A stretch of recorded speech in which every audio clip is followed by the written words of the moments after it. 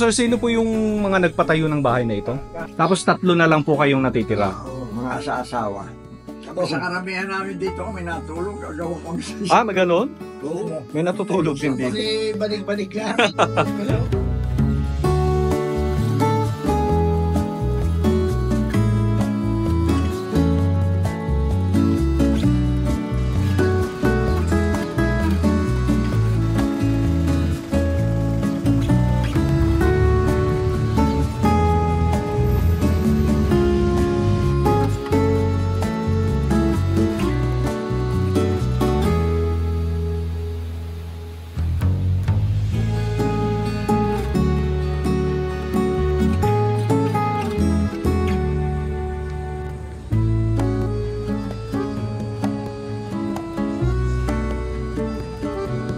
Okay, galing na tayo ng simbahan. Ngayon naman diretso na tayo sa Berberabe Beach Port.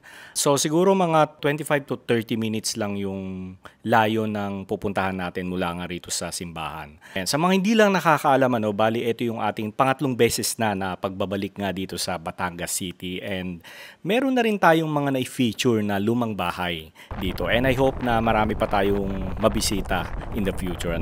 Ayan. Okay, eksaktong 25 minutes mula nga rito sa Batangas, Tabangao. Kakanan na tayo dito papunta ng Berberabe Beach Port. Okay, so pababa na tayo and hindi ko na ikakat itong video para makita nyo yung daanan natin pababa. Ayan, so medyo makipot lang yung kalsada and napansin ko parang hindi kasya ang dalawang sasakyan dito. Hindi pwede yung salubong Ayan. O ito na nga, dagat na nga ito mga kaitsubero. Wow. Pwede kayang maligo rito? O ayan na. Ito na nga yun mga kaitsubero. Wow, ang ganda naman pala rito.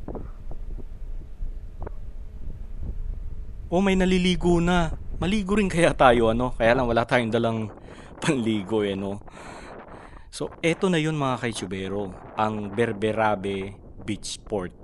Ganda. Ang ganda palang pasyalan dito I hope na meron ding mga restaurant dito sa area na ito or cafe. Kaya lang mukhang private ang property Ulitin ko lang, ito yung Sitio Berberabe. Tapos ngayon ko lang din nalaman, ito yung tinatawag nilang Port Berberabe. So yung port na yan yung biyahe papunta ng Puerto Galera. Dito sa ancestral house nila na ito, may pay parking.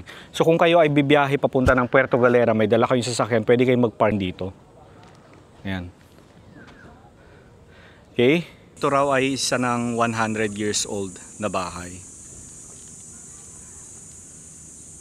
Okay, so hinihintay ko pa yung mga descendant. Imimit tayo dito para itour tayo sa kanilang bahay. Hindi ko alam na may biyahe pala na papuntang Puerto Galera dito mismo sa area na ito. Akala ko kasi sa may Batangas Port lang ang meron. So meron din pala rito.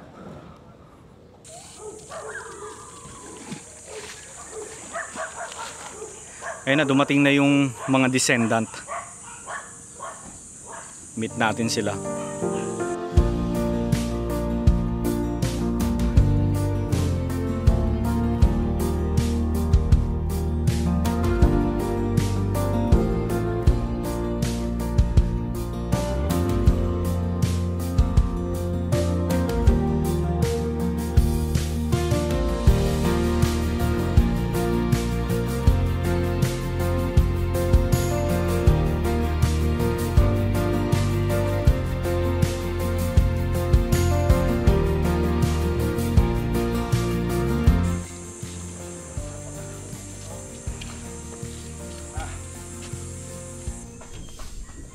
So ito daw ay mahigit 100 taon na.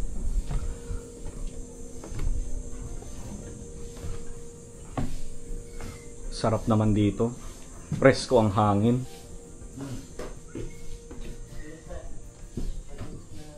Tapos sir, sino po yung mga nagpatayo ng bahay na ito?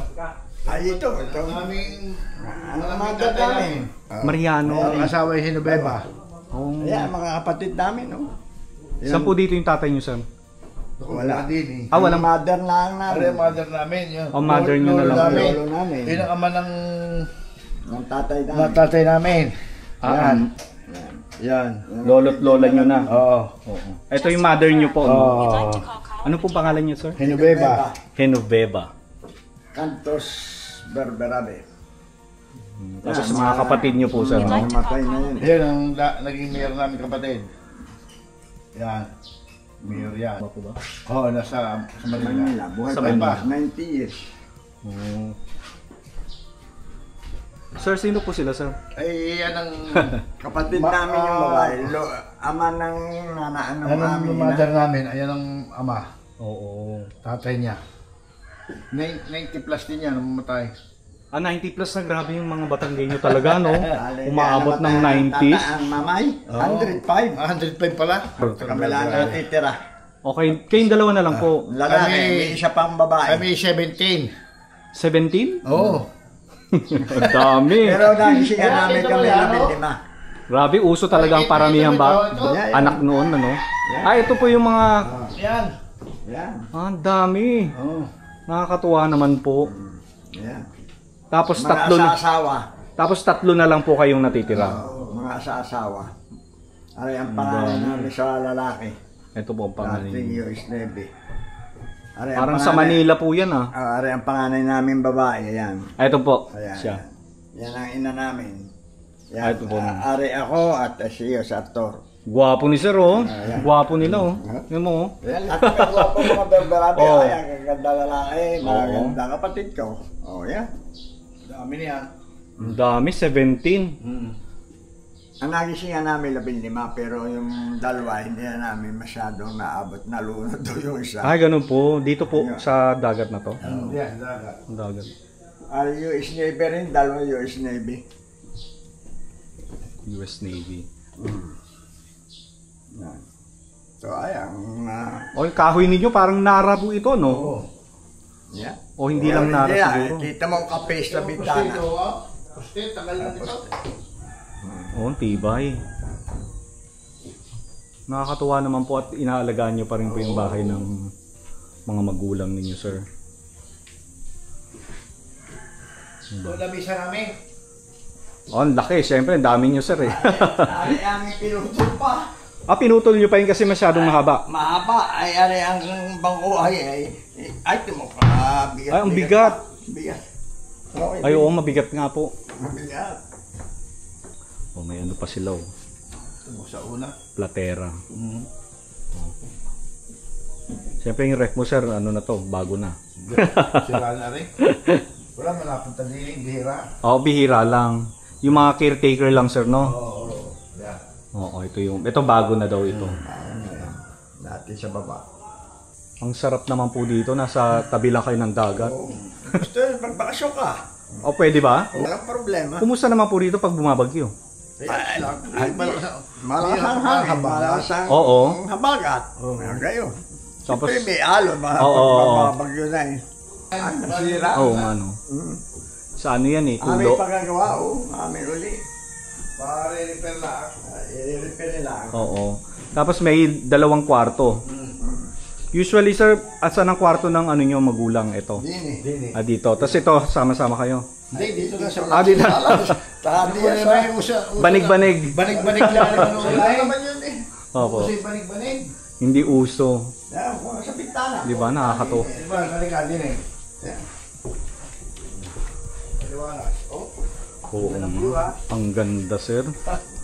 Ang mga view niya. Napakapayapa naman. Ayan. Ang sarap magbakasyon. Batangas Pier. Ay. Ay, Batangas Pier po ba yun, Oh, sir? yan. Batangas City. Ito ang Shell. Flour Mills, Kadays. Pacific.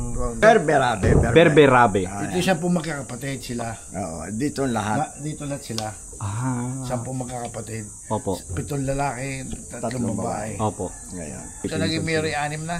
Anim. Naging mayor sa barangay na ito. Ah, ganun po. Di makuhala ka naging ang nanay nila di maku Berberabe. Ang ama nila. Asawa. Di makuha. Hindi makuha. Isang buo din namin. Kasi Ama't ina ay magkapatid na aming ama. Ang ama ng mga yon ang inano ni kapatid ng tatay. So itong bahay na to sir, ganito lang to. Parang bakasyon, ano nyo lang, bahay bakasyon. Minsan kami, pag may bisita, at gabi-gabi na, ay nagsisat-sat na lang doon kami. Oo nga. Doon sa parang pinaka-terrace. Ang ganda ng Batangas, ano? Ah, minsan ba naglulotay dyan, sir? Naglulutay din. Ah, tsaka malinis, swimmable pa, sir, no? Wala pa na tira pa dito eh. At least may tinitirahan pa rin, sir, yun. So maliliit pa raw sila, sir. Nandito na raw itong sala set na ito na purong kahoy. Upuan. Yung mga bubog na yan, wala ka makikita, puro. Mga stained glass ang tawag nila dyan, sir, eh. Bibihira yung may ganyan, eh. Hindi naman yan hindi naman namin naalis yan. O, dito pa tayo sa kabila. Ito yung kwarto siguro ito ng magkakapatid na babae. Pasimano. Ito mga original eh. Tigas nito, sir, no? At saka buong kahoy, no? Mga kapiso. Original daw lahat ito, eh. Ito original ay. Imaginein mo, ilang bagyo, ilang malalakas na ulan nababasa pero matibay pa rin, no, sir? Diba? Pero sa inyo yun rin yung port na yun, sir? Sa inyong magkakamag-anak? Sa mag-anak ko? Oo. Diyan. Sino yung mga nasa photo na yun, sir? Sino po yung mga yan? Ari mother ko. Ari bayaw ko. Ari pamangkin ko. Yan. Ito mga ano nyo na to? Apo ba to o pamangkin? Mga pamangkin. Mga pamangkin. Oo. Gagandang... Ari pamilya namin. Yan. Ayan, pamilya nyo, sir. Oh. Ito, sir, asawa nyo po. Oo. Tapos mga... Ari, ang ano buhay to? pa. Ari, mga anak namin. Ari. Sir. Lima lang anak ko. Isang babae. Oo. Yung designer kong anak na yun, si Loren yun. Oh, designer po. Pero naka-base sila Manila. Dito lang. Ah, sa dito lang Batangas. din. Batangas. Oo. So kapag meron kayong family reunion, ang dami nyo. Kami dito sa tuong buhay, ang Berberabe, lahat sa isang magkakapatid. Oo. Sa magkakapatid sila. Siguro kami may 3,000 na mahigit. Ang dami. Oo, Nagkakaroon ba kayo ng reunion lahat, sir? karoon yun na kami. Nakakatuwa naman po kayo.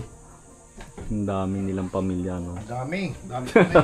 17 ba naman, eh, no? 17, oo. 17 silang magkakapatid. Ito yung original eh. Nara po ba ito, sir? Siguro, yun. Ang pamangkin namin, yung si Juan, si Lelin, Darlene. Opo. Darlene. Yung nasa presidente ng pag-ibig. Dati. Dati. Oo. Kasama namin nung nariyan, nagbutusan. At least may nilagyan nyo ng kapis pa rin. Pupunta tayo mamaya. Oo. Yan, may daan din yan. Napakaganda naman talaga. Aray, mahigit 100 taon din. Yung puno. Ang tawag na Mulawin. Mulawin. Yan yung matigas na kahoy, tama? Oo, tama. Okay, nakakatuwa naman talaga na makakita ng ganitong bahay, ano, na inaalagaan pa rin ng pamilya. 'Di ba? Mga kalyado nila. So, dyan ganyan niya. So, may mga design na ganyan. Oo. Yan yung ano eh, Yan ganyan eh. para makadaan daw yung hangin. Ito, oh. Ang design nila, noong unang panahon. Hindi naman inaalis namin yan. Nagisyan ko namin yan eh. Ganyan na talaga siya, sir, no? Nagisyan na namin yan. Ayan, maraming salamat kay Sir Arthur at kay Sir Tunying. Talagang pinuntahan pa tayo dito para samahan tayong mag-tour sa kanilang bahay. Salamat po uli, sir. Maraming salamat po. Salamat din. Tagal na ito. Tigas talaga siya, no? Nakikita mo talaga nababasa siya, no? Pero, Hindi, pinaulit pa sayang. oo. Pero tignan mo yung itsura. Taon ng nababasa. Kapag sa karamihan namin dito kami natulog, gagawa kami sa Ah, may ganun? May natutulog din dito. Banig-banig lang. Yung butakan nila kakaiba. Lahat kahoy.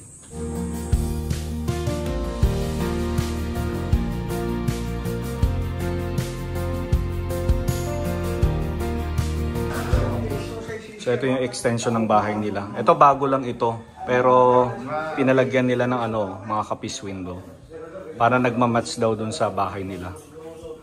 Di ba? So kapag bumibisita kayo, nandito lang kayo sa ano. Oo. Oo, naka-aircon nga. Diba? Meron pa rin namang nag-aalaga sa bahay na ito kasi ang kanilang caretaker ay dito nakatira. So ganun pa man, kahit hindi dito nakatira ang magkakapatid, ay parati pa rin nilang binibisita ang naiwang pamana ng kanilang mga magulang.